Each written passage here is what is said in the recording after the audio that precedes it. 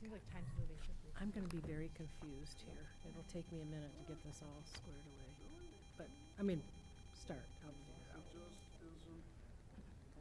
isn't wide, the hole isn't wide enough. How many seconds we got? You grab my phone. Okay, well, I've gotta have my mouse. Yeah. I guess I'll put it where it is. I am now calling to order a regular meeting of the City Council, Tuesday, February 25th at 7 p.m. Please stand for the Pledge of Allegiance. I pledge allegiance to the flag of the United States of America and to the republic for which it stands, one nation, under God, indivisible, with liberty and justice for all. Roll call, Madam Secretary. Councilwoman Rogancy, Here. Councilman Dwyer, Here. Councilwoman McGee, Here? Councilman Boyke, Here. Councilman Noonan, Here. Councilman Lafferty. Here. Moore is present. We have a quorum. Thank you. Next item. Next item is for adoption of the consent agenda, so moved with discussion. Support Lafferty with discussion. Discussion, Ms. Moore. Yes, I would like to add is item 4 wide, request of the engineering division to award bid and approve contract for city project WP 24819. Discussion, Mr. Lafferty.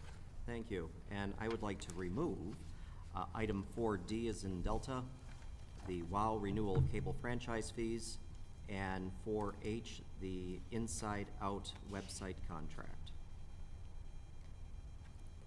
Any other discussion? Makers of the motion comfortable with those amendments? Yes. Okay. I will call the question. Ms. Moore? Yes. Mr. Lafferty? Yes. Mr. Dwyer? Yes. Mr. Boyke? Yes. Mr. Noonan? Yes. Ms. McGee? Yes. Rogan C. is a yes. Motion carries. Next item. Next item is adoption of the agenda, so moved with discussion. Support Lafferty. Discussion, Ms. Moore. Thank you. First, under 12C, I would like to add discussion, Ray, the 2025-2026 budget as item 12D, discussion, Ray, litigation. As item 13B, first reading of the proposed ordinance amendment to the nuisance ordinance, Article 2, noxious weeds and rubbish. As item 13C, request to approve the renewal of the city's 2025 to 2028 environmental liability underground storage tank insurance. As item 13D will be what was 4D on the consent, and what was 4H will now be 13E.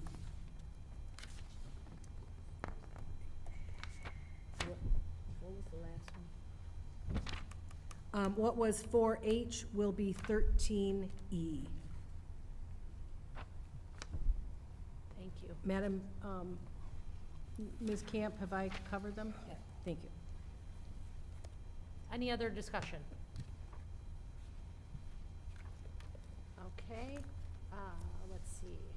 I will call the question. Ms. Moore? Yes? Mr. Lafferty? Yes. Mr. Dwyer? Yes. Mr. Boyke? Yes. Mr. Noonan? Yes. Ms. McGee? Yes. Rogan C. is a yes. Motion carries. Next item. Next item is 6A, calendar of pending matters. Motion to receive and file. Support Lafferty. I have a couple notes. There was a Detroit News article that was put out about Borg Warner's decision to close 2 facilities in Metro Detroit, one of which is in Warren, and it appears they occupy a building that was constructed by North Point. So I'm not sure if there's any abatements or any entitlements that they have, but if someone could research that to see if there's anything from that has to be clawed back, that would be one request. And then that's it, actually. Take that back. Any other discussion? Yes, Madam Chair, thank you. I looked and I didn't see it's on, on the bills, list of bills yet, but when we were in committee meeting the whole last week, it was brought to our attention that an emergency purchase had been made, and on the 19th, during that committee meeting the whole, we became aware of an emergency purchase for sewage, sludge, incinerator cleaning, and clinker accumulation removal. From the documentation, it looks like on February 4th, the facilities engineer contacted vendors, and on 2/7, Brinks Works Environmental submitted a cost proposal. And then on the 10th, the wastewater treatment plant division head submitted a request to the mayor to approve an emergency purchase acquisition, and on 2/11, the city of Warren issued a purchase order to Brinks Works Environmental. Council was not informed of that emergency purchase, and it's my understanding that we are to be notified immediately. Mr. Schroeder can speak to the legal terms, but I believe that's correct. At no time between February 4th and 2/19 was council advised of this alleged emergency, and no time when apparently the emergency was discovered, and 2010, when the purchase order was issued, council office was not notified of a request to convene an emergency meeting of council to address the item. I think this is a violation of the emergency purchase, and, you know, it was something, I don't have any problem that it was something that needed to be taken care of, but there was a matter of, 7 or 8 days there that we could have dealt with it, and we certainly should have been notified immediately. And I just want to remind the administration that, the ordinance says that the purchasing agent is supposed to notify council, and also the emergency purchase is supposed to be approved by, I had a copy somewhere here. It's supposed to be approved by the controller, and I didn't see any approvals by the controller. I saw an approval by the purchasing agent and the budget director, but none by the controller. The documentation, there was a request from the wastewater treatment head asking the mayor to authorize an emergency purchase, and there was a signature under a concurrence, and I'm not sure what that means, what the mayor was concurring to, because it wasn't clear that there was actually, emergency approved. So I just want to remind the administration that we do have an emergency ordinance that should be followed. I mean, nobody has a problem that this stuff had to be done. It's about $40,000, but we're gonna have to spend about $75 million to fix the big problem. So, anyway, that's all I have to say on that. I suppose that bill will come over on the next list. Thank you. Any other items? Madam President. Mr. Lafferty? Thank you. I'd like to get a status on an item that was added on February 11th. That was the initial request by the Land Bank Authority, then to council, for an appropriation of $25,000 in essentially starter funds so that the Land Bank Authority could get moving. Now, we're quickly approaching our second meeting, and I want to make a comparison here. Immediately following our meeting, there was a press release issued where the mayor was quoted saying, "The creation of the land bank represents a tremendous opportunity for our city." You can't operate a tremendous opportunity for the city with no money. Are we back to fighting for money for the land bank? First it was $1 million. Now we're asking for $25,000. Can we not find the checkbook in the mayor's office? This is a letter. The only thing that needs to come across is a letter from the mayor asking for an appropriation for council to approve. This is not something that is unobtainable, but for us to have to wait now 4 weeks is completely unacceptable. The mayor's office, by our rules, has 10 days to respond to our requests. She's already passed that. Do we have to go back and ask for a circuit judge to remind her of her responsibilities? I hope it doesn't come to that. Thank you. Madam President, Mr. Noonan? I'd just like to raise my voice in approval for what Councilman Lafferty has just said, and hope that the mayor will indeed take quick action on this and in future follow these rules of the city. Thank you so much. Any Madam- other? Madam Chair? Mhm. Just to follow on a little bit with Mr. Lafferty's comment, the request was just to front the money to the land bank. That it would be, that it would be paid back. This was just a matter, and I would have thought it was only fair, since she stopped us from having any opportunity of getting a lot of money to start with, that wouldn't be such a big deal to approve a request to front $25,000, but anyway, I guess it was. Thank you. Madam President? Mr. Lafferty? And I guess as a footnote, it's important to also state, the mayor was in attendance at the meeting. She heard us make the request of city council. She was there watching, she was taking notes. And so she's very well aware of this. So there's no possible way that this was a miscommunication, something was missed along the line. She knows that this is a request. Thank you. I will call the question. All in favor of the calendar? Aye. Aye. Any opposed? Okay, motion to receive and file. We're on general fund. Did we do that? No, we did not Okay. do. Oh, We're thank on you. still on the calendar. Okay. All right, next is approval of bills of the general revenue funds. I was ahead of myself. That's by one. okay. Should have kept. Uh, Motion to approve. Support anyone? Support Dwyer. Support, sorry, McGee got you first, Mr. Dwyer. Any discussion on the bills? Hearing none, I will call the question. Ms. Moore? Yes. Ms. McGee? Yes. Mr. Lafferty? Yes. Mr. Dwyer? Yes. Mr. Boyke? Yes. Mr. Noonan? Yes? Rogan C is a yes. Motion carries. Next item. Next item is approval of bills of the water and sewer system. So moved. Support Dwyer. Discussion? Hearing and seeing none, I will call the question. Ms. Moore? Yes.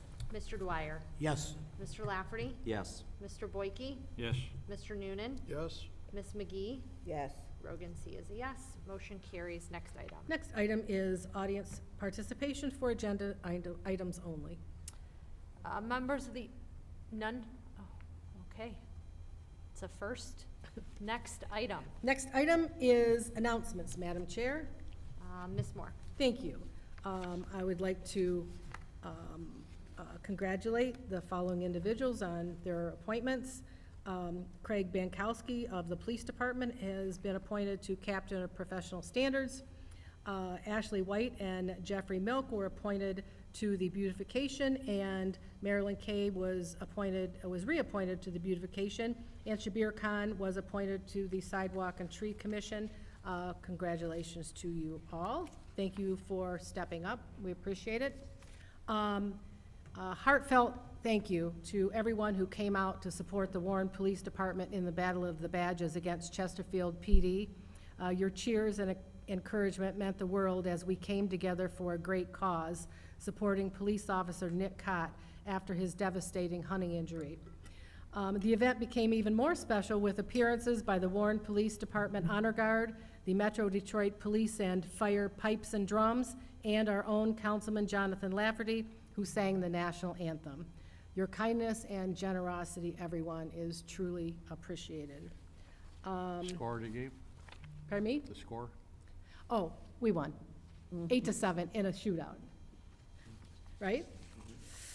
And next, the Warren City Council proudly recognizes and honors Police Officer Raymond Henke on the occasion of his last roll call today, marking the conclusion of a remarkable 25-year career dedicated to the service and protection of our community.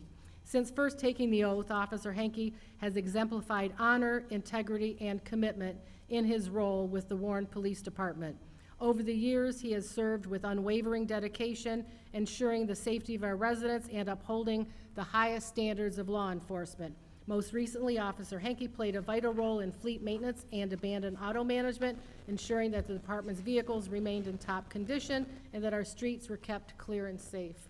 His expertise, leadership, and work ethic have left a lasting impact on the department and the city as a whole. As he embarks on his well-earned retirement, we extend our deepest gratitude for his years of selfless service and dedication to the city of Warren. Officer Henke's contributions will not be forgotten, and his presence in the department will be greatly missed. On behalf of the Warren City Council and the entire community, we wish Officer Henke a happy, healthy, and fulfilling retirement. May this next chapter bring him the joy and relaxation he so greatly deserves. Thank you, Officer Henke, for your service.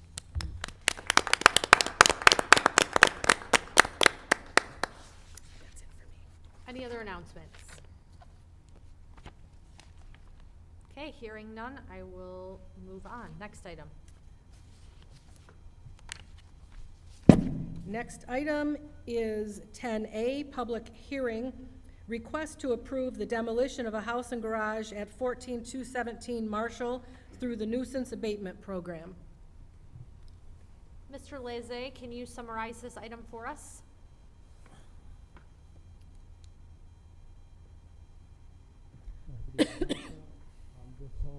Oh, Yeah. go ahead. Hello? There we go. Good evening. All right, this home at Marshall, the owner is deceased at this home. This home is severely neglected. The garage is a complete loss. It's about to fall. It's completely unsafe. The home has rotted exterior framing. It's rotted. The siding, the roofing. It's in very, very poor, neglected condition, this home, unfortunately. It's another one where someone has passed, home is sat vacant, nobody has claimed it, and now it's beyond repair, in my opinion. It's a terrible home. In really Thank you. bad condition. Thank you. Is there anyone from the petitioner that would like to speak? No. Okay. I will open the public hearing. Is there any audience who would like to speak on the matter?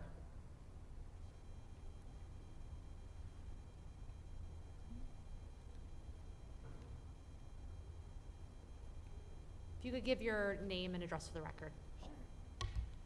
My name is Sarah, and my address is, I'm new, it's my first meeting. Yeah, welcome. 29472 Palomino. My question is, what happens now to the space, to the land? What happens? Mr. Schroeder, can you perhaps give us nuisance demo? It'll be demoed, and then the cost of the demolition, if I'm correct, will be put on the tax rolls. Is that right, Mr. Lizay? Yeah? And then what happens? What happens with these properties after they're demolished, they will place, public service will place an SAR, basically a special assessment on the property for the cost of the demo. And then most likely, the property will sit, taxes will be unpaid, and it'll probably most likely be forfeited back to the county. To the county.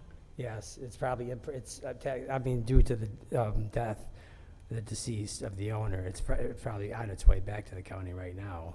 But it's because obviously taxes have not been paid on it. Taxes are delinquent and due.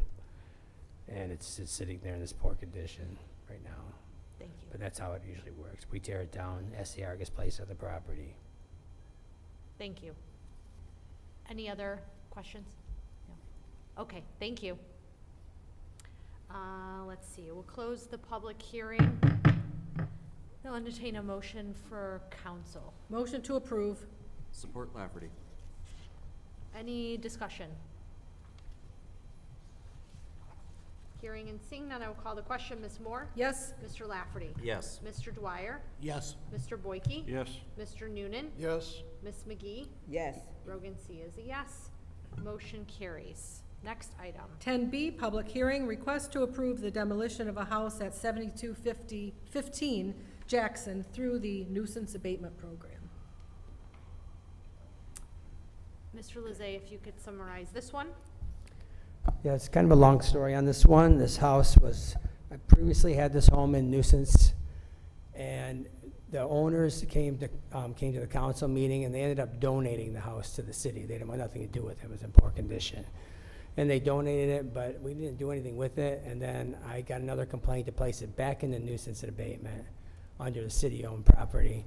And so I did, and here we are now. The garage was dilapidated at the time when we got it, and we ended up tearing the garage down because it was very unsafe.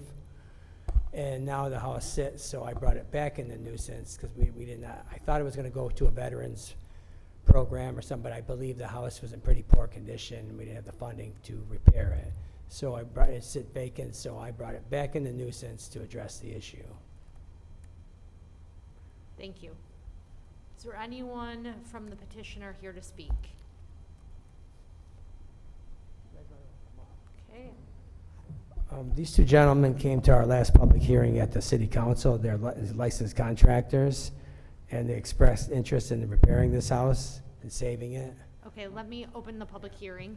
Is there anyone from the audience who would like to speak? If you could give your name and address for the record. You all can speak. How you guys doing? My name's Dane Kress. I'm at 96 northbound Gratiot.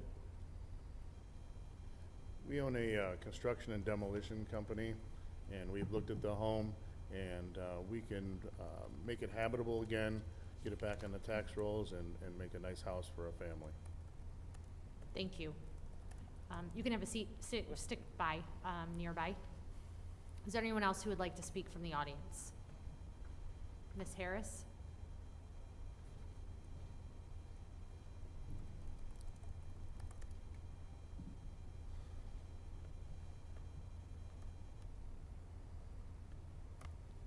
I do find this interesting that the city got a property that could have been rehabbed, and it sat there.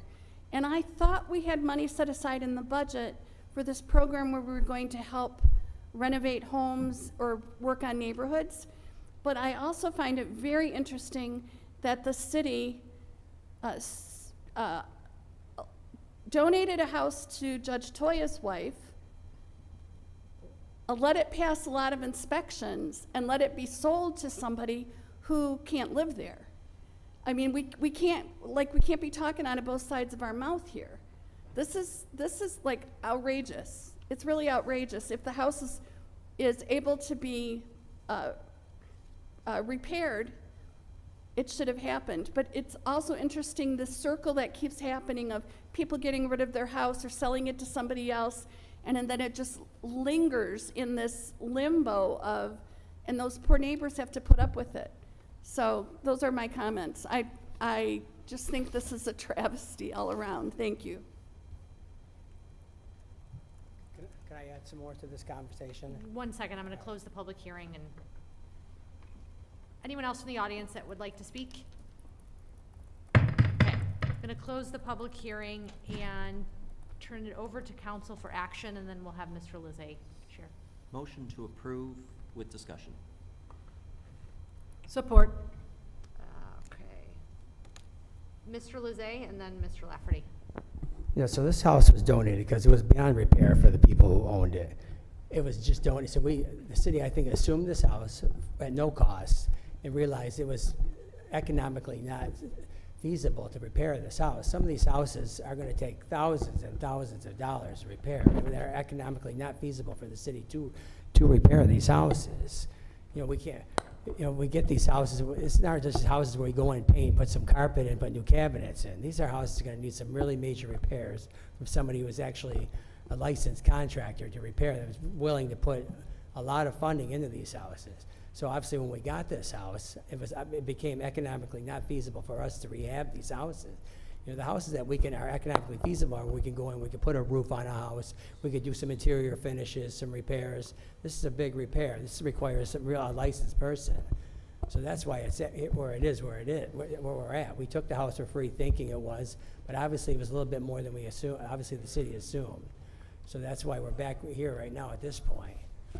And I like that that these gentlemen came forward that are actually licensed builders. And they actually have saved the house a fire damaged house. I recognize them. I had a house that was fire damaged on 10 Mile, severely fire damaged. And they ended up purchasing from the owner and rehabbing it. So that's the kind of person that needs to take this house. Thank you, Mr. Lezay. Mr. Lafferty? Thank you. Through the chair to Mr. Lezay, to Mr. Kress and the gentleman behind you. Yes. Have they obtained title to the property as of yet, or is this? No, the brand new last information? discussion I had with them was they approached Tom Bomarito, economic developer, because they have to go through him to purchase the property. They came to a hearing and said, I see there's a city-owned house, we're interested. I go, well, you're a licensed contractor, you should approach our economic developer. And I believe they had a meeting with them and are in process with that to obtain this property. I like the idea that they are actually licensed contractors for a change. It's not. Are these contractors perchance on the building department approved list? Have they done work with the city? No, before? the only reason I was familiar, because I had a home that was in nuisance a while, some years back, and they purchased it from an owner who didn't want it, and then ended up rehabbing the whole house back to basically new again, and selling the home to a homeowner. Okay, so they do have a good quality history then Yeah, behind them at least? they're licensed with the state of Michigan as contractors. That's what I like about this. Okay. That's what we like to see. We like to see people who are gonna purchase these properties actually be licensed contractors with experience. Of course, of course. I would much rather see a house get rehabbed than I hate tearing down houses. And myself as well. Okay. From your, I'm sorry, I'm not done with you yet. As far as the timeline, I'm looking at making a motion to table this, council, as we've done in the past.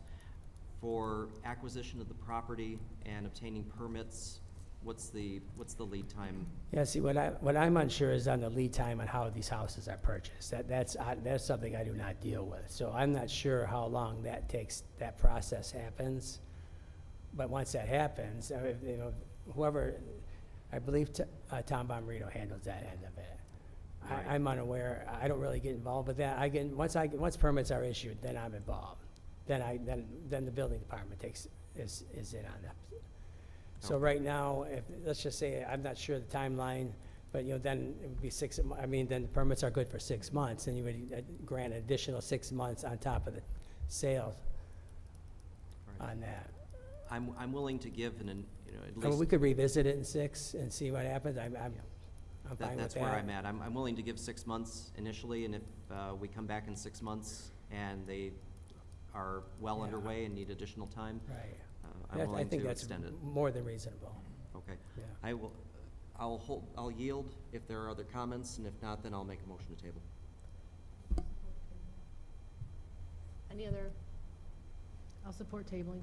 Okay, so I will make a motion to table this item to August 26, 2025.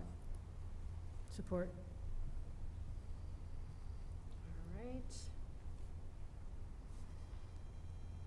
Motion to table, Mr. Lafferty. Yes to table. Ms. Moore. Yes.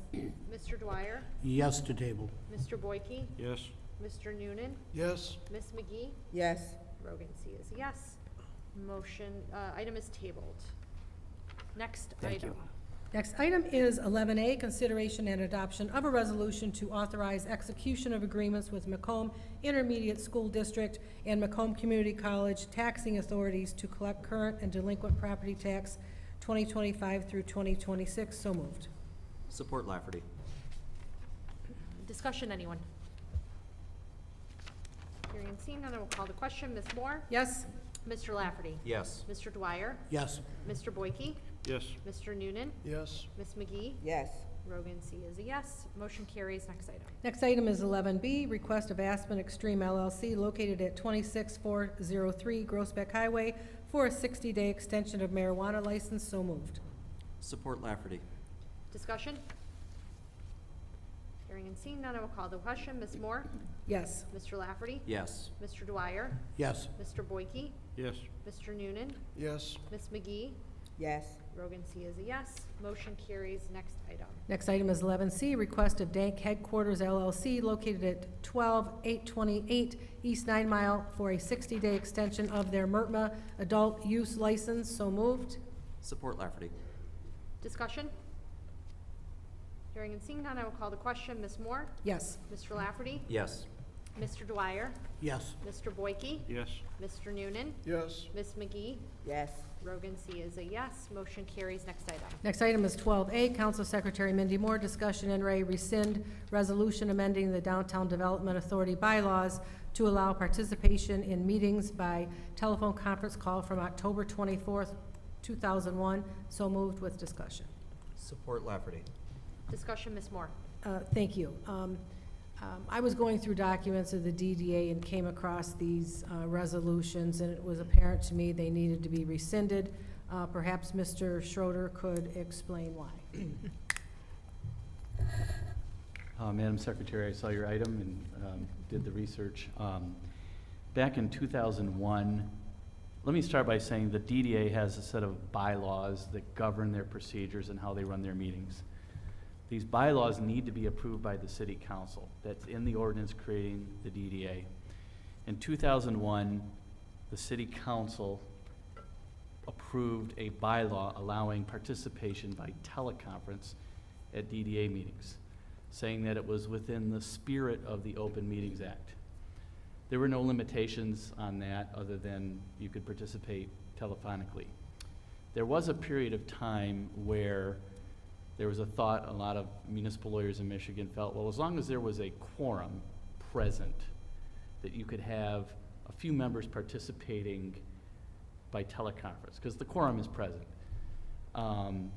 And this doesn't even require a quorum there. But that all changed during COVID and then the sort of reaction to the COVID rules. Remember, during COVID, City Council, all public bodies were allowed to meet remotely during the pendency of a public health emergency as determined by state and local government. And at the end of that, the Michigan legislature came in and amended the Open Meetings Act.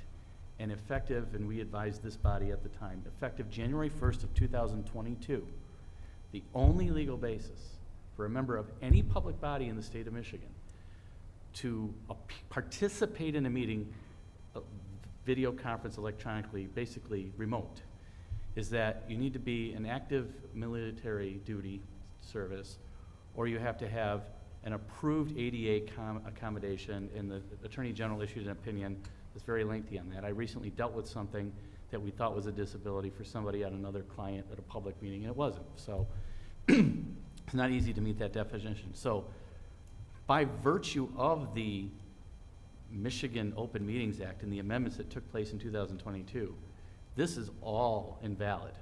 You can't participate remotely, let alone not have a quorum. So I think that it's appropriate for the council to vote to rescind this because it's in conflict with the current state of the Open Meetings Act. Again, there was a period of time where there was some thought, there was some debate about it, if there was a quorum. Now there's no, the legislature put an end to that. So I think this is very appropriate. Thank you. And the same discussion's going to go for the second item. Any other discussion? I was at a DDA meeting and thought it was weird that folks were calling in via phone. So, There wouldn't be anything wrong for someone listening in by phone, but just cannot participate as a member in the meeting. For instance, if, say somebody was in the hospital and you wanted to hear a committee meeting of the whole, you could have somebody on, we've done that, when somebody's not there and they listen. There's nothing wrong with that. There's nothing wrong with somebody listening in. In a committee of the whole, you're not really voting as a body, you're just having discussions, but participation means you're participating. That could include discussion. So there's nothing wrong with listening in, but certainly casting a vote, voting on something remotely, telephonic, video conference, it's not permitted unless those two conditions, one of those two conditions are met as of January 1st, 2022. And no matter what, city council is not the body to decide who can appear telephonically or not. No, city council wouldn't be able to decide that, but city council does have a role in approving these Right, bylaws, right, right. so. Yeah. Madam Thank you. President, They can't vote. Mr. Noonan.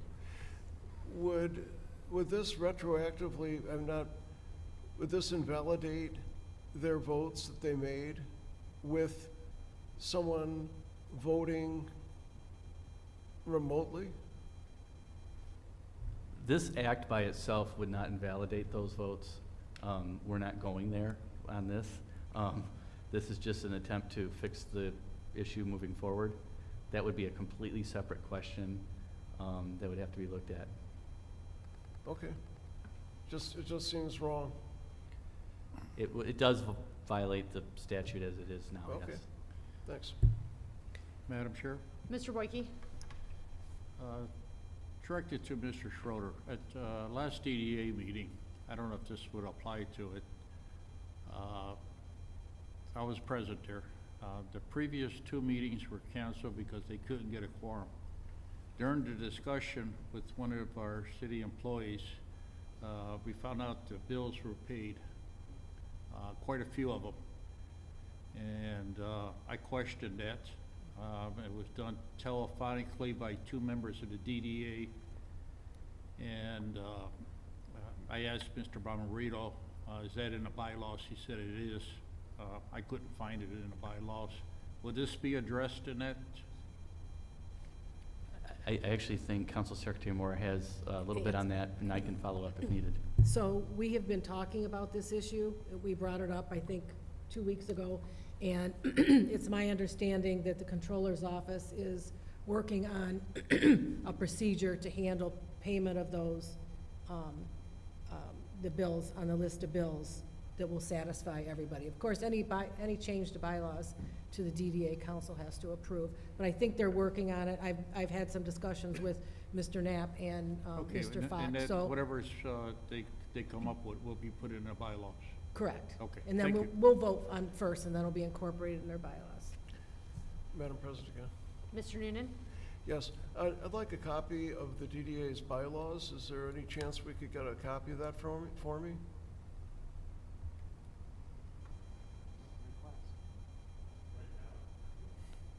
I have them. Okay, if I could have a copy, that would be great. I have the gold stamp copy, right? Okay, I will call the question. Ms. Moore? Yes. Mr. Lafferty? Yes. Mr. Dwyer? Yes. Mr. Boyke? Yes. Mr. Noonan? Yes? Ms. McGee? Yes. Rogan C. is a yes. Motion carries. Next item. Next item is 12B, Council Secretary Mandy Moore, discussion in Ray, rescind resolution to amend bylaws of the Downtown Development Authority to allow participation by communication equipment from September 27th, 2001. So moved. Support Dwyer. Support Mr. Lafferty. Discussion? One question, through the chair to Ms. Moore. Will we be sending correspondence to the DDA indicating that they are required to amend their bylaws pursuant to our rescissions? Our results letters go out on Friday, and the city attorney's office gets them. And Mr. Knapp, did you want to say something? It's okay.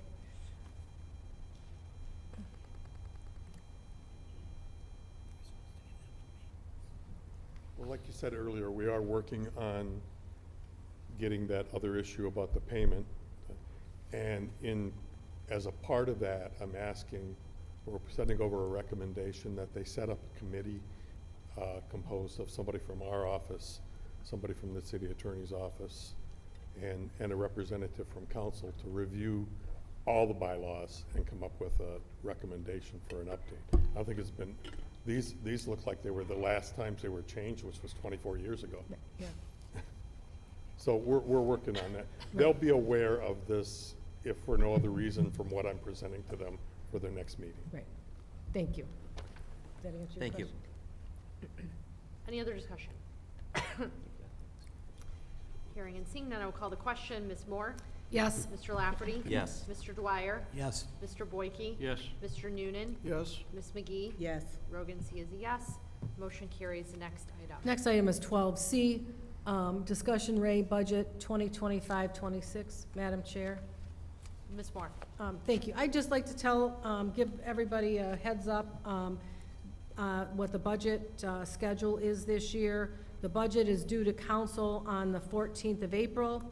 Our first budget hearing will be 4/26, and the next one will be 4/28 and 4/29 if it's needed. And adoption of the agenda will be May 13th, 2025. We would request of the administration that organizational charts with the actual name of the person occupying the position, except for police and fire, including part-time and temporary positions. It was unclear to us last year if positions were really filled or open, and if we actually have the name of the person in the position or no name, we'll have a better idea what those numbers are and what the situation is. We request that all appointed positions be footnoted in the budget. A copy of all notifications from the mayor's office to the clerk's office announcing appointments to employment, not to commissions, but anyone that's an appointee, been appointed to work for the city. And as a reminder, per the charter, provide the departmental budget requests reflecting personnel, contractual services, and capital improvements detail as submitted to the controller or the budget director, including backup documentation and schedules. And if there's anything else anybody wants, we can, over the course of the next month or so, anything that we want to request ahead of time, you know, we'll get that over to the controller's office. Thank you. Motion receive and file. Support Lafferty. All in favor? Aye. Any opposed? Okay, motion carries. Next item. Next item is 12D. Discussion, Ray, commence legal action. I would make a motion to authorize Plunkett and Cooney to commence litigation regarding the matters discussed in closed session 225-25, sorry. That's my motion. Support anyone? Support. Support Noonan. Call the question. Ms. Moore? Do we need a roll call? We do need roll call, right? Okay, go ahead, sorry. Ms. Moore? Yes? Mr. Noonan? Yes. Mr. Lafferty? Yes. Mr. Dwyer? Yes. Mr. Boyke? Yes. Ms. McGee? Yes. Rogan C. is a yes. Motion carries. Next item. Next item is 13A, request for increase in budgeted appropriations for the 37th District Court, Fire Department, and the administrative unallocated in the total amount of $170,859 to cover increased costs for postage, auditing services, contractual obligations of signed and ratified contract after adoption of the fiscal 2025 budget, consideration and adoption of a resolution. So moved. Support Dwyer. Discussion? Hearing and seeing none, I will call the question. Ms. Moore? Yes. Mr. Dwyer? Yes. Mr. Lafferty? Yes. Mr. Boyke? Yes. Mr. Noonan? Yes. Ms. McGee? Yes. Rogan C. is a yes. Motion carries. Next item. Next item is 13C, request to approve the renewal of the city's 2025 to 2028 environmental liability underground storage tank pollution liability insurance with Beasley Insurance Company in an amount not to exceed $66,623.98 for a 3-year period. So moved with discussion. Support Lafferty. Discussion, Ms. Moore. Thank you. I've Oh, just, Sorry, we forgot noxious weeds. that is, Is that what you're saying, Dave? oh yeah, 13B. Sorry, missed it. Okay, 13B, proposed ordinance amendment to the nuisance ordinance, Article 2, noxious weeds and rubbish, Chapter 38. So moved. Support Lafferty. Discussion? Madam Chair? Yes. Just to let everyone know, we had a very lengthy discussion at a committee meeting of the whole last week. This is a first reading. Hats off to Mr. Mazzarelli and his team for putting this together. This is a long time coming, and I think it's going to be a really good thing, and we'll discuss it more, I think, when we get to the second reading. Thank you. Any other discussion? Okay, hearing and seeing none, I will call the question. Ms. Moore? Yes. Mr. Lafferty? Yes. Mr. Dwyer? Yes. Mr. Boyke? Yes. Mr. Noonan? Yes. Ms. McGee? Yes. Rogan C. is a yes. Motion carries. Next item. 13C was the request to approve the renewal of the insurance for environmental. Madam President, so moved. Support Lafferty. Discussion? Thank you. I just have discussed this with Mr. Fox. He explained the background on this. We have a lot of underground storage, or above ground and the underground, and we're moving them up, right? Yeah.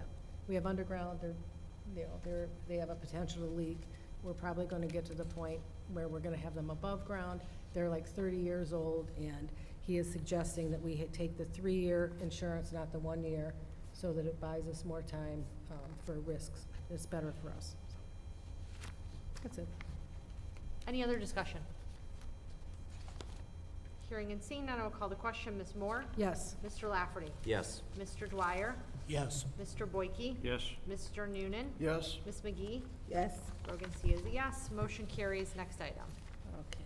Next item is, where am I at? 13E is, 13E is 4D on the consent. Consideration and adoption of a resolution approving renewal of cable franchise for Wide Open West Michigan LLC under Uniform Video Services Local Franchise Act. So moved. Support Lafferty with discussion. Discussion, Mr. Lafferty. Thank you. I had some concerns about this. There was a news release back in mid-2023 from Wide Open West that indicated that they will be exiting the cable TV business. Now, while they will remain a provider for streaming services and broadband internet services, this is the reality of where this industry is going. This is probably not the first, not the last provider that is going to do this. I've read a half a dozen articles. YouTube TV surpassed 5 million subscribers last year and pegged its total about 6.3 million with months to go before Sunday ticket deals kicked in. This article is from a couple of months back, but this is all indicating a major shift in franchise fees. That's why I'm bringing this up.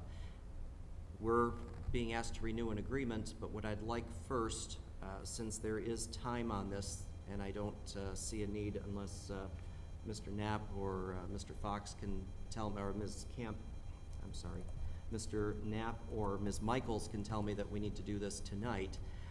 I would like to understand a breakdown of the franchise fees from Wide Open West, from Comcast, Xfinity, and AT&T, to understand if Wide Open West is going to exit cable TV subscribing, then we're going to see an exit of franchise fees coming in from one of the, as a third of our budget for the communications department. So my request is to Ms. Michaels and the Controller's Office to provide a financial report and breakdown of all franchise fees funding the communications department, and also understanding how the planned exit of Wide Open West may affect the renewal of this agreement. Communication director. Is that in addition to the approving it? Well, actually, I'd like to make that my motion, and then I will ask to table this for 2 weeks. Yeah, Madam Chair, just if I could. Thank you. Please. Ms. Moore. I was looking through some notes of last year at the budget hearings and things that came up, and at that time, we discussed that because of the situation with the franchise fees decreasing, it was clear to us that we figured about another 18 months that there would be enough money to keep communications going the way it was. And at that time, we had asked for a plan, what the plan was to address that situation of the decreasing franchise fees, and what they were going to do to save money, cut costs, so that they could extend the amount of time. We did not ever receive that. And I've certainly not witnessed with my own eyes any reduction in coverage or anything that makes me think that anybody's trying to save money. But we'll discuss that at budget time, and I'll support your tabling it here. So your motion is to restate it, Request- please. The request of the City Attorney's Office and the Controller's Department to provide a financial report and breakdown of the franchise fees from all three providers, and that funding up to the Communications Department, and a letter from the City Attorney's Office to indicate if there are any changes necessary to this agreement, given that Wide Open West has announced its exit from the cable TV business. Sure. Ms. Michaels, do you have something to add? Did you table? I think he was tabling. Thank you. Madam President, Council. Wide Open West does not have any plans to leave Warren. There have been changes and shifts in its business plan, but at this point, they're not leaving Warren. I think I would respectfully request that council proceed at least with this franchise to allow us to at least invoke whatever advantage it gives us. There is streaming. Councilman Lafferty, you are accurate. The trend is to move to streaming. We are a member, Warren is a member of ProTech, and there's going to be a request to communities to address and lobby our legislature for some changes to make sure that there's a revenue stream from streaming. Mike Watsa is the cable attorney who advises ProTech, and I know Ms. Caton and I will be returning to council very shortly to become a part of the movement, the lobbying movement, to see some change that would advantage all of us. But at this point, it's in the city's, I think it would be more advantageous to proceed tonight with this agreement, which at least would bring $15,000 in administrative payment to us, plus the franchise fee, plus the PEG fee. And I could give you a ballpark tonight about what WOW has been paying at franchise fees. Madam Chair? All right. Thank you, Ms. Michaels. Thank you. A couple of questions. The necessity to approve this, is there a time frame that this has to be approved by? No, there's not a time frame, but currently WOW pays the 5% franchise fee, and they'll continue that. This agreement also includes a 2% PEG fee, which we are not currently receiving. Understood. So- So my questions, as I've elicited them already, I have additional questions that I'd like to understand how this will progress and mature in the future. And while I've listened to the arguments at the state level about how we're going to replace this revenue stream, because we're not receiving, where people are cutting the cord and they're moving to broadband, they're moving to streaming services, that is not a process that is going to happen overnight. And so that's going to be a very lengthy lobby, the proverbial sausage making in Lansing, as it will be. I'm hopeful to maintain some level of revenue from these three companies, but I'm not at all convinced that, as we envision it today, that it's going to come to fruition. So what I'm asking for, if we can afford a 2-week delay without any negative impact to either the budget or to the agreement with Wide Open West, giving your office time to provide a letter to us with everything that you've stated and some additional backup material, I think we can safely bring this back in 2 weeks. Would you agree with that? I do. May I offer a perspective? Please. Madam Chair? As you're aware, Councilman Lafferty, there's a state act, Act 480. Communities used to be able to have leverage and negotiate franchises. That ability has been taken from us. Our only leverage going into the WOW agreement is that they have not been paying the PEG fee. And that has been our only leverage, which is why we've been able to obtain some terms that are greater than the state terms. We'll There's delay. really no disadvantage other than the void in receiving the PEG fee. All right, So will if there's- delaying by 2 weeks endanger that PEG fee? We'd probably lose a month or two of the PEG fee, because they would have to, I could reach out to the WOW attorney and ask if they would still agree to the retroactive PEG fee,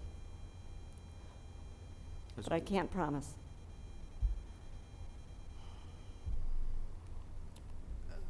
Madam Chair, I'll yield if any other council members have questions.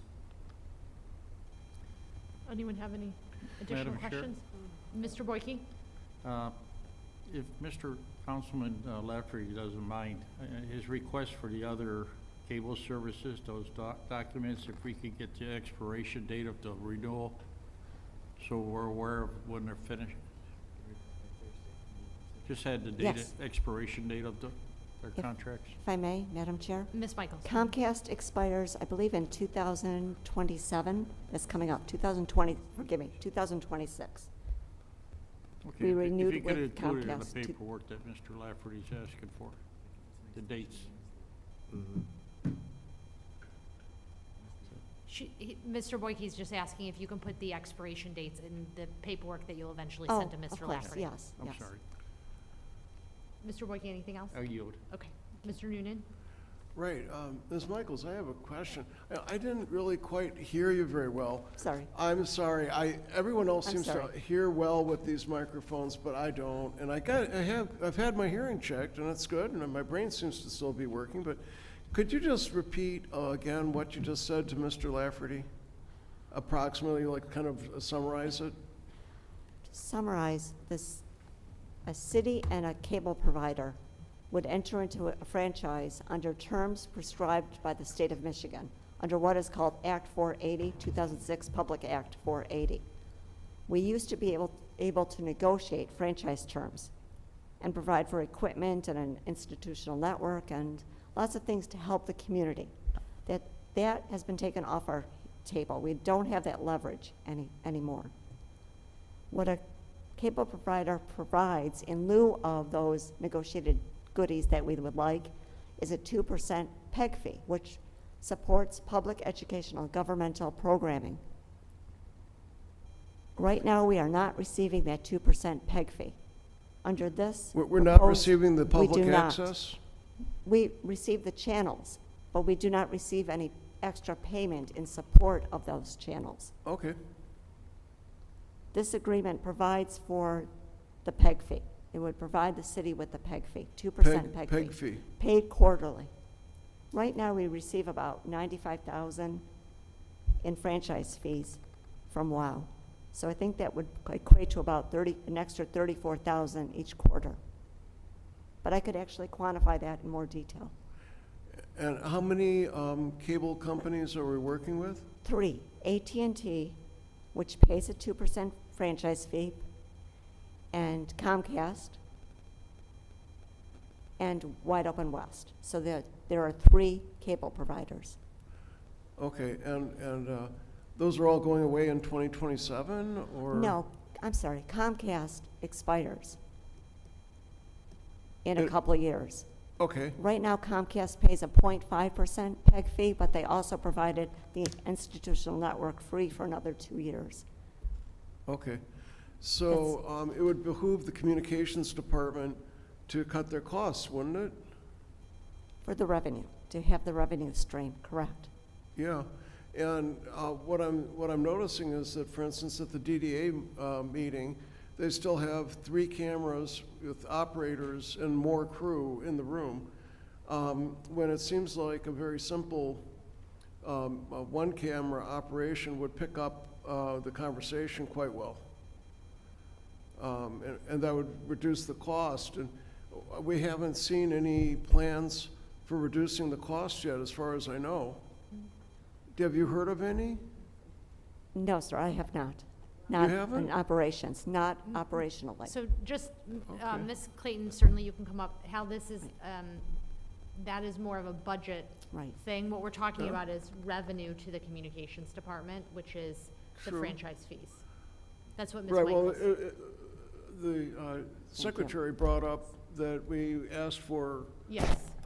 so I just was trying to reiterate on her point. Would you mind if Clarissa? Go ahead. Goes ahead and explains this, what's happening here and what we can hope for? Yes, like Ms. Michaels said, first of all, hello to everyone. As Ms. Michaels said, we're talking 2 different things here, okay?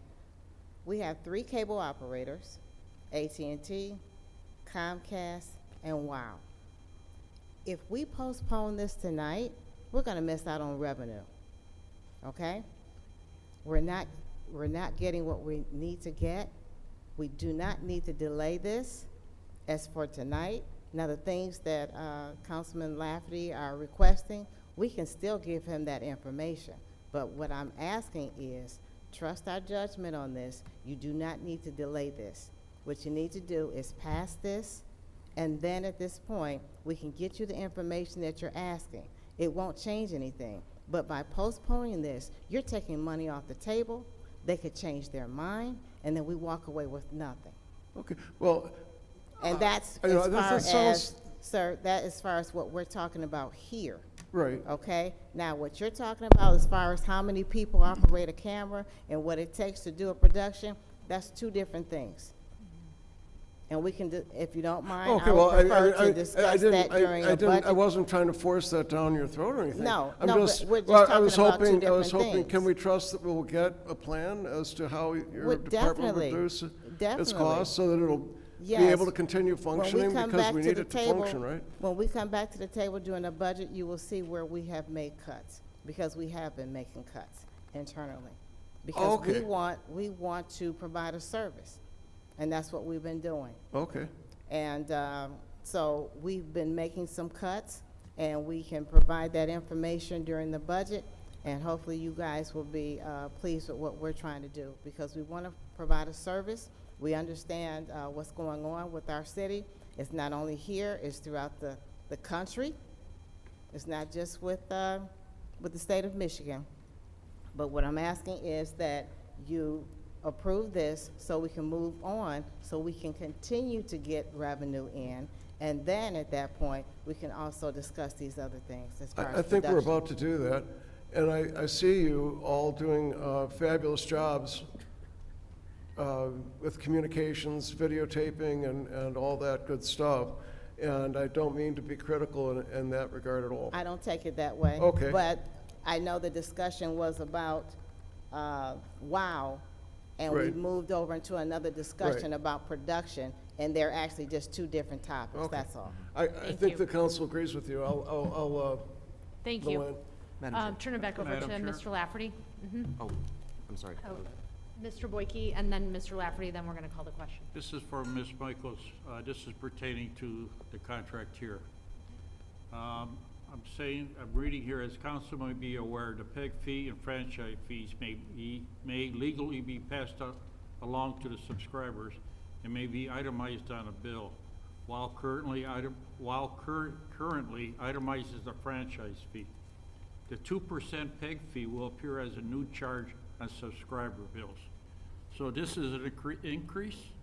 That is correct, yes. That is correct. That's federal law, yes. And we're getting this today, and I'm just as for this, or just for the IT representative, Communications, Ms. Caton. yes. We're getting this today, and you're telling me that we gotta vote for it today or we're gonna lose it. That is not the way to do it. I don't think Or- you understand. That's what's what you going on. said. That's If we not don't what go this along with this, we're gonna lose out on money. is. Let me explain, sir. And I don't like to be put under a gun to do something like that. I understand. I wish you guys had actually come to one of our tours, because we were actually explaining all these things at the tour. What has happened is, it's the law. This law has been in place for how many years? Over, even longer than that. Over 20 years. Over 20 years, okay? And so what has happened is, and I just don't feel comfortable, I wish we could have a closed session or something like that to talk Well, about maybe that this, would have been because good, because you're negotiating a contract here. I don't want to You know, negotiate a and contract, there are sir. fees that are gonna be passed on to the citizens of the city of Warren. No, and we sir, should be you able don't to- understand. You don't understand, sir. It's set It's to like, pass on to let me the explain this to subscribers. you, if I can. Go ahead. I guess what's going on here is, it's the law. And the law states that anytime a person orders cable, just like when you go to the grocery store or you buy something, there are certain fees that are passed on, and it's based on what a person orders. If I were to order, let's say, Cinemax or HBO and things of that nature, my bill would be higher because I ordered more things. If I decide that I don't want those things and I take those off my bill goes down. The thing is, years ago, this franchise fee is based on what a person orders. This is nothing new. This has been in place for over 2001, over 20 years, okay? The issue here, unfortunately, and this occurred before I got here, okay? WOW and the city of Warren went into a negotiation, and then at that point, they were at a point that they could not agree. And Warren was trying to force something on WOW that the law actually said that they couldn't do. Now, why that happened, I couldn't tell you, okay? But the law states that anytime you order cable, there are certain fees based on what you order that's automatically passed on to the subscriber. Comcast is doing it, AT&T is doing it, and they've been doing it for over 20 years. Who's not doing it is WOW. What we're trying to do is just bring everybody to the table, and when I say everybody, WOW to the table to meet what everybody else is doing. That's what this is, but it's the law. Nothing can be changed, nothing is being forced down your throat because it's been there for over 20 years. It's just that you all were, the 2% as well as the, yes, the 5% is the franchise fee, the 2% is the PEG fee, and that has been there for over 20 years. What we're trying to do at this point is bring WOW in to match what everybody else has been doing for over 20 years. That's what's happening here, okay? So I'm sorry that you, and I understand if you don't know what you don't know, and that's not to put anybody down. It's not what I just saying, don't know. If you would have had a committee meeting with us, you know, we could ask those questions. Councilman Lafferty's asking for the other contracts. Maybe that's why he wants to look at them.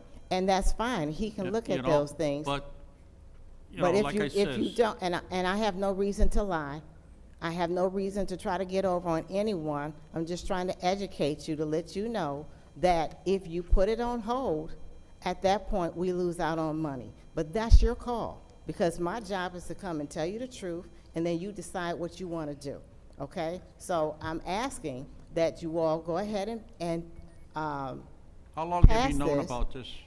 I'm sorry? How long has you been preparing for this? It's been a while, because been a they could while. not agree. And again, We we're didn't getting have it agree, tonight to we didn't have pass. anything, sir, we didn't have anything to bring you. But it's nothing new under the sun. This is nothing new. You make it sound as if Well, I let me understand you ask you this. correctly, you make If I it make a sound as motion if we're to- just bringing if I something make- that's, Excuse me, if I make a motion to table this, are we gonna lose the money? yes. Again, we're We here could at the possibly, last we could minute. possibly lose the money. I'll yield back. Thank you. Madam Chair. Mr. Lafferty, thank you. Thank you. Through the But chair to again, Ms. sir, it's Caton. your call. Mr. Excuse me, Lafferty ma'am. has the floor. You've said it a couple of times, and I like it less each time you say it, that you're putting the blame on us if we delay this, that we're going to cause the city to now possibly lose money. I'm only speaking the This- truth, ma'am, sir. Ma'am, please don't interrupt me. Respectfully. I'm asking why this was delayed. I'm looking at section 2, subsection B, paragraph 5. Effective retroactive from January 1st, 2025. This is already 56 days in arrears. If there's been any delay, it's not because of this body. So this agreement, if it was supposed to be effective January 1st, should have come to us earlier. Now, I'm going to ask Ms. Michaels to address when the contract was received to clear up this item first. That question. Comcast agreed to the retroactive payment. Why That Open was West? part of the term. And yes, this has been a long time coming, there's no question. But as So- far as coming to the actual meeting of the minds and agreeing on things, that was fairly recent. All right, so they're agreeing to the retroactive terms. So if they're agreeing to retroactive terms and we pass this tonight, or perhaps members want to wait, learn more about this, and understand it, that clause is still in this contract. The retroactivity is still in this contract. And we're talking, how much? $34,000 we're arguing over? So, I mean, they're going to make that much in a couple minutes with movie rentals. I am not at all ready to vote on this tonight. I stand by my motion to table this to the following meeting.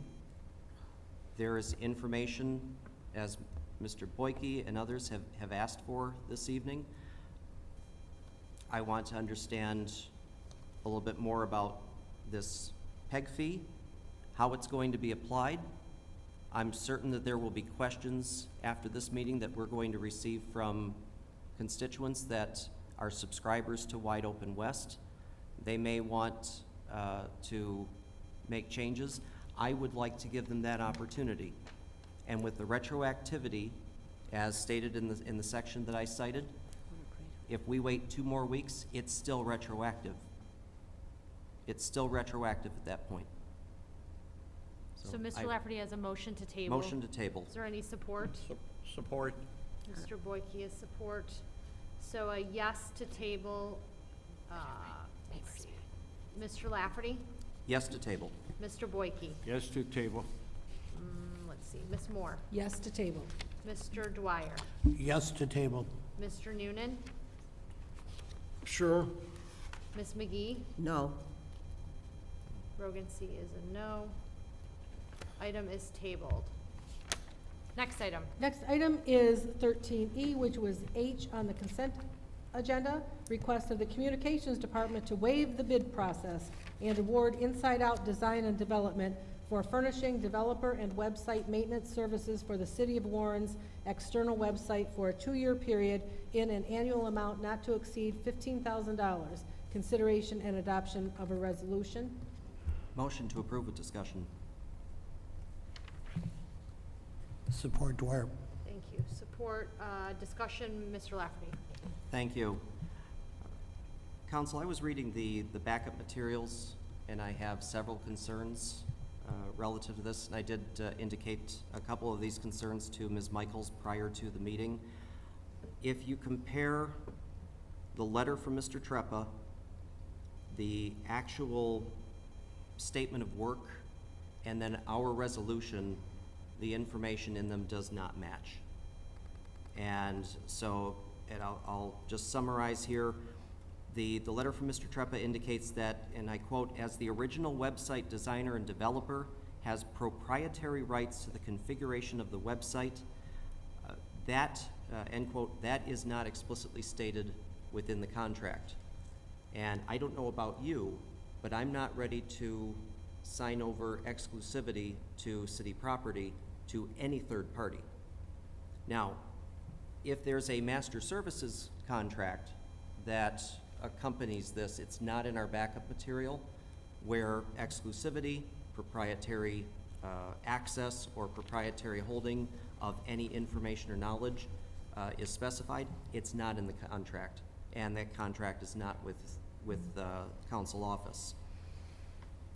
The last statement there regarding that item is a contrary statement that says, regarding code development, that source code and database design will be delivered open to the client, that's us, and provides ownership of the code in its delivered state.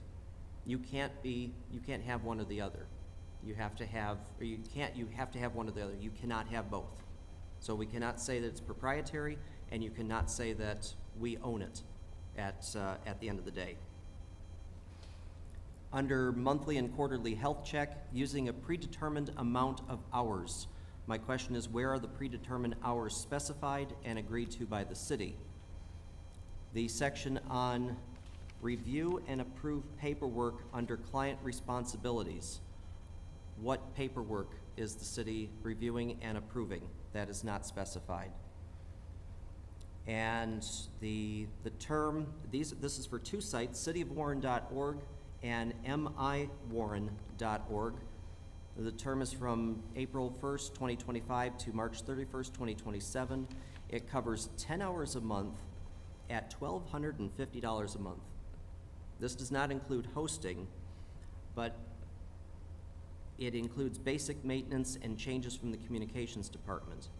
If you go on the site today, and it says that they monitor, it says that they provide reports, and they do these health checks, I am seeing remnants of the previous administration all over the website. During the snowstorm, I went and visited the snowplow tracker so I could see where the snowplows were at, and former Mayor Fouts' name, and all of the information was right beneath that. If they're doing monthly health checks, if they're doing maintenance, a simple keyword search would have found all remnants of the previous administration. I'm constantly reporting those to the Chief of Staff in the Mayor's office.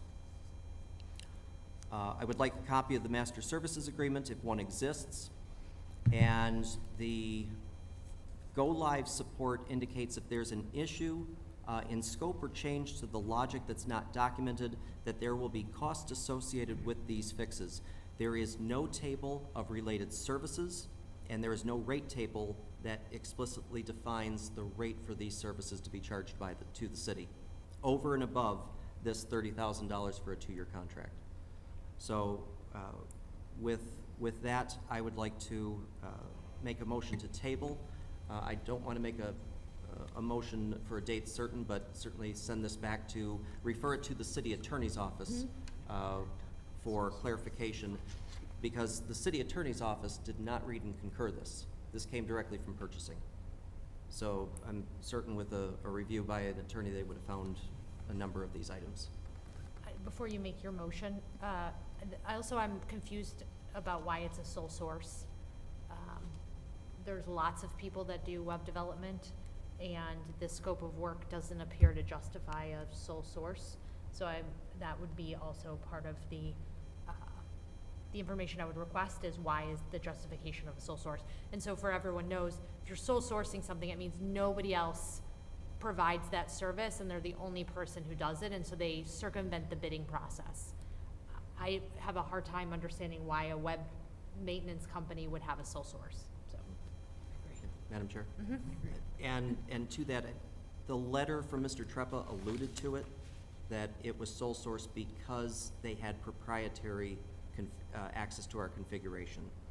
And that's not at all according to the contract. So again, they're in contention with one another. Our resolution actually calls out that they have proprietary access, but the resolution is not in the signed document. It's not part of the contract that binds the two together. So we can say anything we want with our resolution, but that does not make this contract proprietary. Well, and what would make a web developer's access to a public website proprietary? I guess that would be an education piece for me. And I'm sorry, an agreement between two parties that I'm your developer, you're my client. Anything I develop for you, once you hand me the check, I own it because I'm saying it's mine, and if you sign on the dotted line, that completes that agreement, that you are consenting to me having full ownership of it. I'm not going to consent to that. Madam President, after, Mr. Noonan, and then we'll move forward with the tabling motion. sure. It seems like they're not doing a great job based on the numbers of things that we're finding not updated. Maintenance should be thorough update. If they're locked in and they know they're the sole contractor and we can't move to another company, they don't have any particular reason to honor their contract. This is money in their pocket. What a lovely deal. And whoever arranged that, I have to question their business acumen or their honesty. So which is it? Anyways, I yield. Thank you. Madam Chair? to that point, Mr. Noonan, you bring up a good point, and I didn't mention it, but it would have been one of the follow-up points. There is no terms and conditions for termination of the contract, either in this agreement. Well, what a sweetheart deal. Thank you. Mr. Lafferty has a tabling motion. Is there support? Support?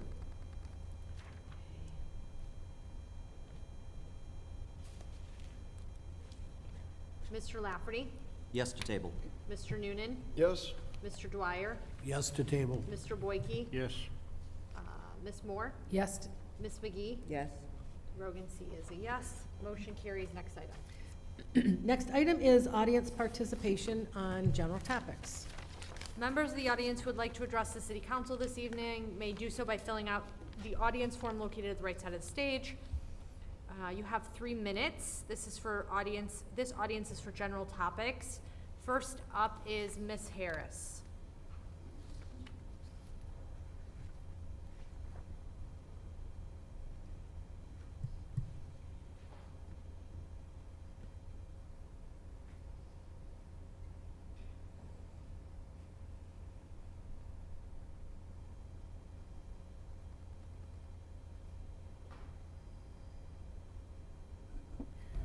I still think that the city should have done something with that house that got donated to them. What an easy way to get out of something. Why didn't they just, the people that owned it, tear it down, sell the land? Doesn't make sense. But I want to talk to you, I want to remind you about ADA, American with Disabilities Act, and the requirement that it's a civil rights law.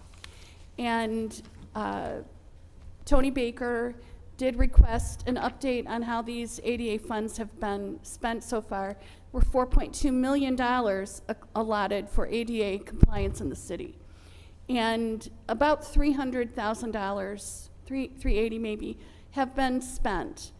A lot of it, more than half of it, almost 2/3 of it, on plans from a company who did a transition plan. And very little money has been spent on 2 Braille signs and doorknobs and things like that. That's a lot of money that hasn't been spent in the last year, making our city buildings accessible, paying attention to how parking spaces are striped, and because there's a lot of mistakes that keep happening, where the detectable mats on sidewalks lead people into the middle of Mound Road, rather than across the street to the next sidewalk. I want to talk about the police department. We've had 2 retirees that we know of, and that I know of, right, in the last 10 days or 2 weeks. Plus, we've had an officer injured recently. And I want to know how our police staff is doing. And have we hired any new people? And I see that there's an ad out, but we need to work on this. We cannot keep budgeting money and then not fill the spots. The DDA is interesting to hear you, Mr. Boyke. I'm glad that you mentioned it. I know I've posted it on Facebook. When they cancel their meetings, those agenda items don't come back up at the next meeting. And they cancel 2 meetings in a row. How do those things get done? A little, just a handshake, an email? It's not right. And the incinerator. I saw this on the planning agenda. And could we please have a committee of the whole? Or have we had one and I missed it? Last week? Sorry about that. Okay, can somebody please write up some information and put it in on a website or on the Facebook page? Because my understanding with Mr. Clore, when he was here, is that it was going to be $70 million to get this kind of oven to destroy PFAS. And I was not aware that we'd already gone ahead with an incinerator plan, and I see my time is up. Thank you. Thank you, Ms. Harris. Next is Tracy Dixon.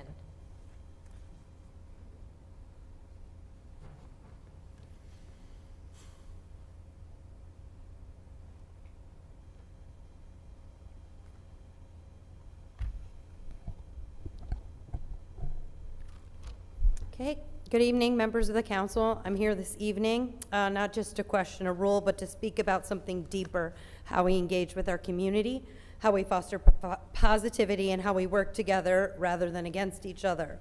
Recently, I was informed that I'm prohibited from displaying flags on my fence facing 12 Mile Road. The letter I received did not provide a specific reason, just a citation of an ordinance and a directive to take them down within 5 days. But these flags, they're not just decorations, they're small symbols of hope and joy in a world that, quite frankly, has felt heavier and harder for many of us lately. They serve as a reminder to see the good around us, something that has been increasingly difficult for myself and my family to do. One of them in particular carries a deep personal meaning. It raises awareness of ALS, a disease that has touched my family directly, as my father is currently battling, and he was so happy when I sent him a picture of the flag on my fence. Displaying these flags has also become a fun thing for my children and their friends, except for my 11-year-old daughter, who currently cannot stand anything I do because, well, she's 12. But for the rest of us, it's been a bright spot, a way to express joy, awareness, and creativity. And let's be honest, it also helps to cover up a not-so-great fence. A not-so-great fence that's kept me up more nights than I'd like to admit. As a teacher of over 20 years, someone who's taught government and deeply respects the need for rules, I understand the importance of ordinances, but I also understand that how we communicate those rules matters just as much as the rules themselves. And the way the situation was handled left me with more frustration, anger, and sadness than clarity. 3 fundamental lessons I've learned as a mother of 4 and an educator apply here. First, if you tell a child they can't do something, you need to give a reason that makes sense. Otherwise, they will push back until they get one. The letter I received reminded me of growing up and hearing my father say, "Because I said so." And let me tell you, that never ended well for anyone.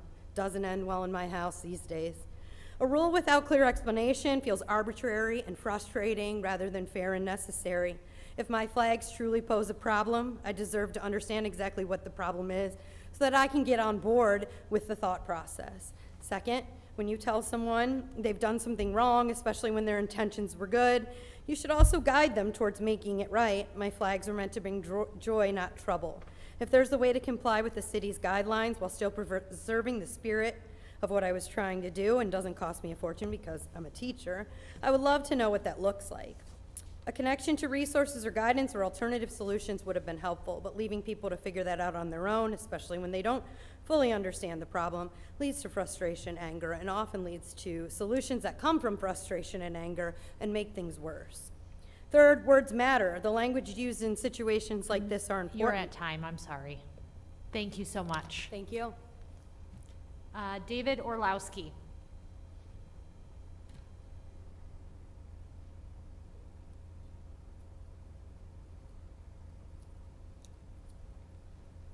Good evening, Council.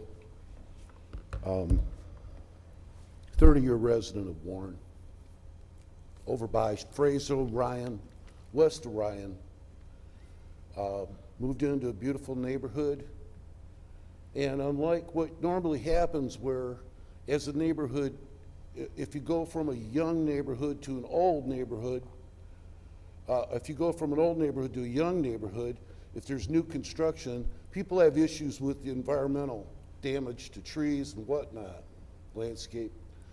In my case, it's the opposite, because in the last 10 years, my neighborhood has been ravaged by the destruction of the beautiful trees that kept our air clean, gave us shade, and it really contributed to the aesthetics and quality of where I live. And I'm sure the 50% decimation, at least, of our tree canopy on the easements, not a single tree replanted in the last 10 years. And I try to bring this to the attention of the people on this council, the mayor, everybody, and nobody seems to really get it. I will applaud you, Andrea, on your video talking about the tree canopy issue, and you too, Jonathan. You guys are always ready to talk. You don't cut me short like some other people, or not even call me back like others. Appreciate you. I'm optimistic, but cautious optimism about your new tree ordinance.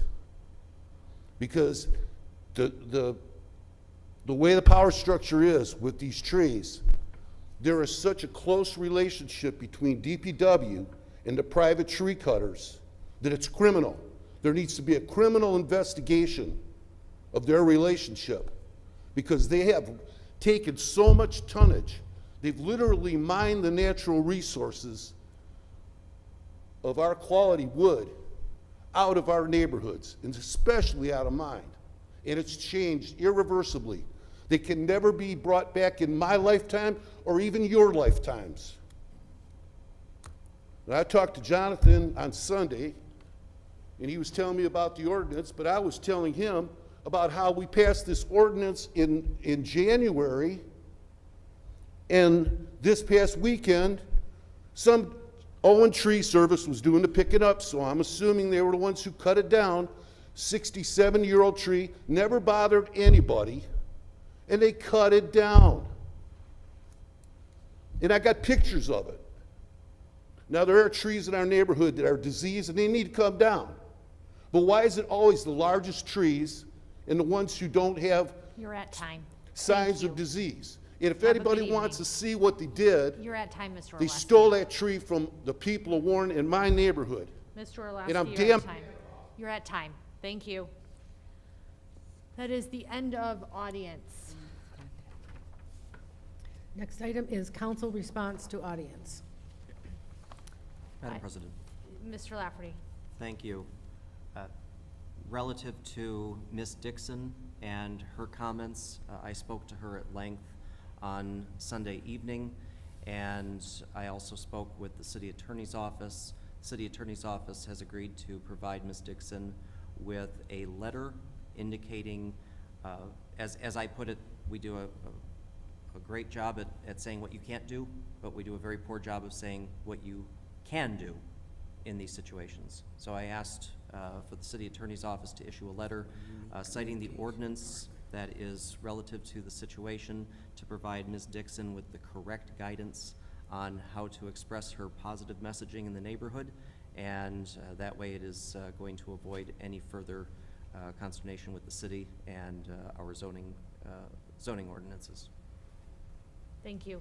I have, Ms. Harris, the home repair program that you're talking about is still being developed.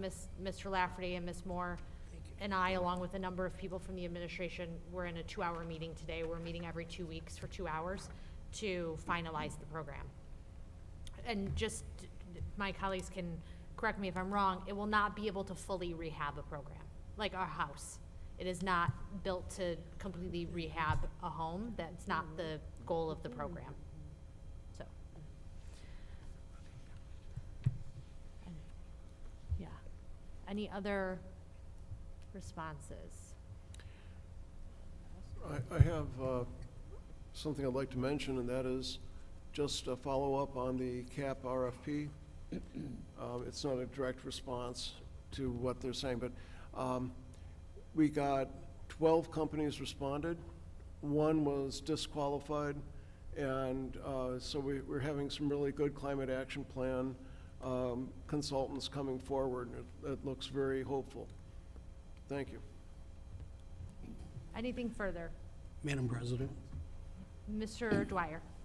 Yes, in response to Ms. Harris regarding police staffing, yeah, they are still at least 24 and now possibly 25 officers down. And from what I understand, there's been no progress through HR in getting those positions filled. There's been 4 applicants that have been in process for months. And as far as recruiting and advertising, again, other than MCOs, we're really looking at no other avenues of recruiting and hiring. So we really have a problem there. Thank you. Absolutely. Ms. McGee. I just want to make the announcement again. I've been posting quite a bit about I-696 eastbound will be closed as of March 1st. That's coming from Lasher, Southfield area, all the way up to DeQuinder. It will be closed for 2 years. This will be a 2-year project. So westbound will be open, but eastbound will be closed as of March 1st. Thank you. It'll be detoured for 1 year. Yeah. Anything, One year. anything further? Okay, next item. Motion to adjourn. Support. All in favor? Aye. Any opposed? We're adjourned. Thank you.